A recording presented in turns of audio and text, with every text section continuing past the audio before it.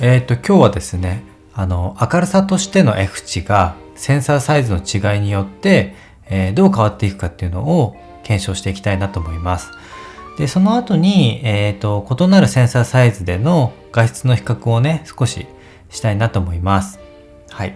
で、このね、検証をしようと思ったきっかけっていうのが、前回の、下田の天の川のタイムラプスの動画で、僕がF 値のね説明を少し間違っていて、コメント欄でですね、淳中野さんにご指摘いただいて、それをね実際に検証してみようかなと思いまして、今回動画にしてみました。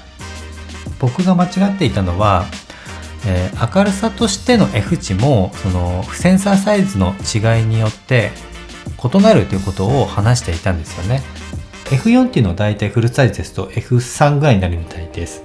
で、センサーサイズの違いによって、例えばボケの量が変わったりとか、あとは画角ですね、画角が変わったりするので、フルサイズ換算するといくらですよみたいな説明があるんですけど、僕はこの明るさとしての F 値も同じようにフルサイズにすると、例えばその中盤センサーの F4 はフルサイズにすると F3.1 くらいなので、まあ明るいレンズですねみたいな話をしていたんですよ。それをご指摘いただいて、今回検証しようと思いました。で、今回することは、センサーサイズの異なるカメラで F 値とシャッタースピードと ISO を同じにした場合、それぞれね適正露出になるのかっていうことを検証したいかなと思います。もしね F 値がセンサーサイズに関係なく F4 は F4 であれば、ほぼ同じ設定で全てのカメラが適正露出になるんじゃないかなと思っています。はい。で、今回使用するカメラは、まず一つ目が、センサーサイズ1型っていうのかな、1型のこの、ソニーの ZV-1 です。はい。で、もう一つが、これもソニーのα7R4 ですね。これはフルサイズです。で、もう一つが、この富士フイルムの GFX100S ですね。これは中盤センサーですね。はい。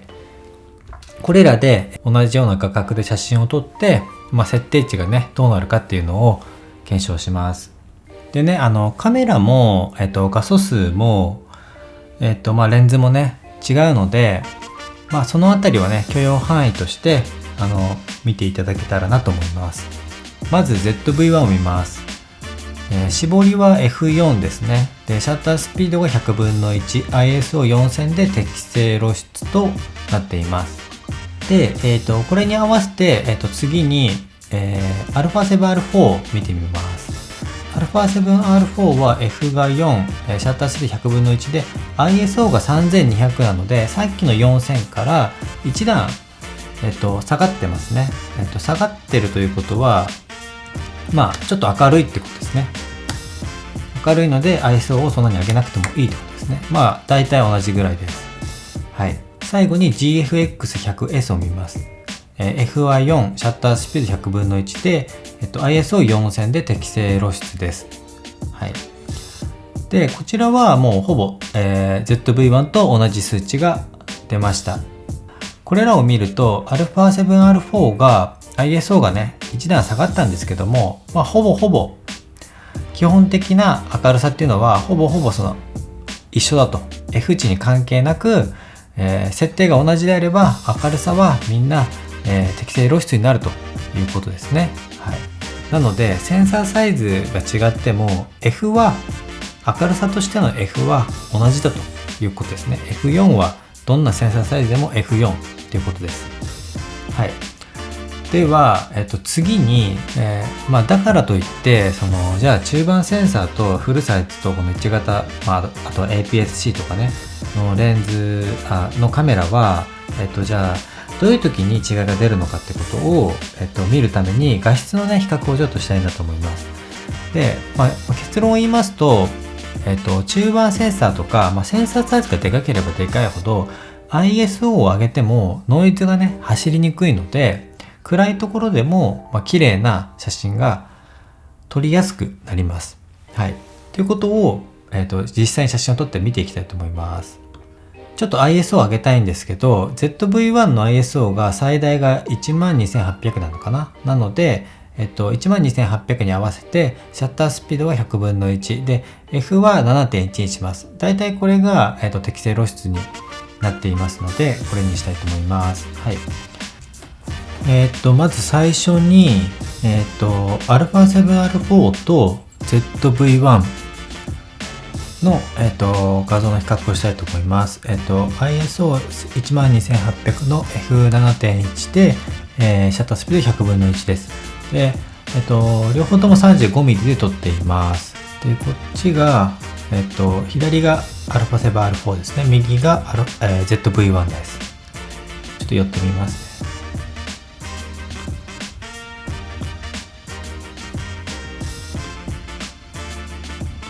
やっぱり、1型センサーなので、この辺とかもうかなり、ノイズが走ってもう崩れてるような感じですね。この辺とかも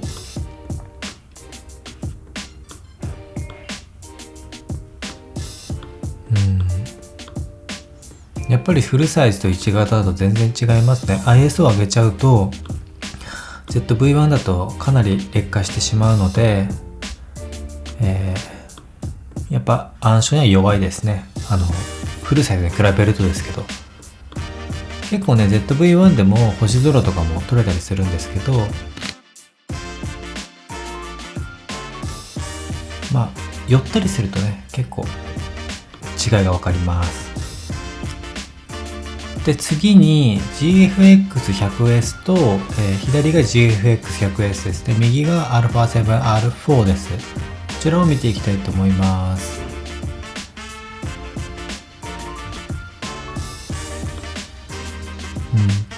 もうほとんど中盤センサーの GFX100S ですとこれぐらい寄っても、α7R4 に比べると全然ノイズが走っていなくて綺麗に映ってますね。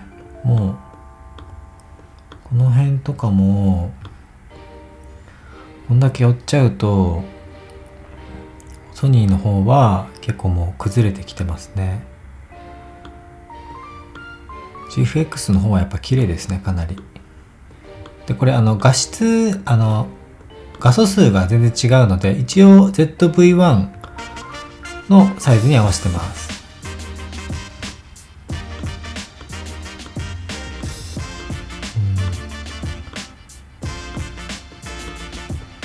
ザラザラ感とかも α7R4 はここにありますけど、GFX はないですね、ほとんど。で例えばこっちのこの辺を見てみると、こっちもノイズ α7R4 はノイズ乗ってますけど、GFX100S の方はノイズではなくて、これはおそらく、ボケだと思うんですよね。なので、このピントってこのカメラの前方に合ってるんですけど、これぐらいの差でも若干ボケ始めるっていうのがやっぱ中盤センサーのボケが強いっていう言われているところじゃないかなと思います。α7R4 ですとこの後ろの壁のこの線もね結構まだ見えるけど、GFX100S は見れないですね。もうボケちゃってるので。はい。木目とかはどうだろう。この辺ちょっともうボケ始めてますね。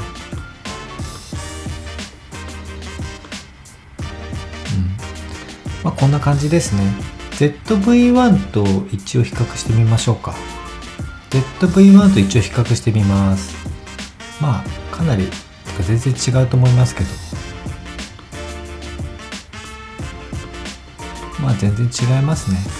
α7R4 でもかなり違いが分かったので、この辺もくっきりこのスイッチが見えますけど、ZV-1 だともう見えないですね。そんな感じですね。はい。